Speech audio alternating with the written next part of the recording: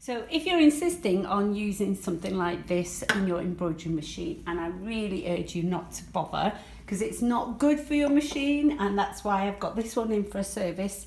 The best way to clean your hoops is to soak them in hot water with some laundry powder in there. So I've sprinkled some laundry powder in there. The water's gone cold because I've left it for an hour, and actually all the gunk has gone. I should have done it before really, but these were absolutely filthy. Not the Giga Hoop, because it looks like the Giga Hoop's never been used actually.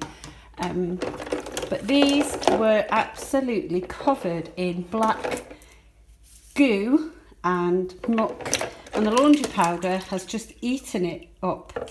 And I've just been out to the shops to grab a couple of things, come back, and I've not had to spend any time scrubbing them at all. So fantastic. Top tip there.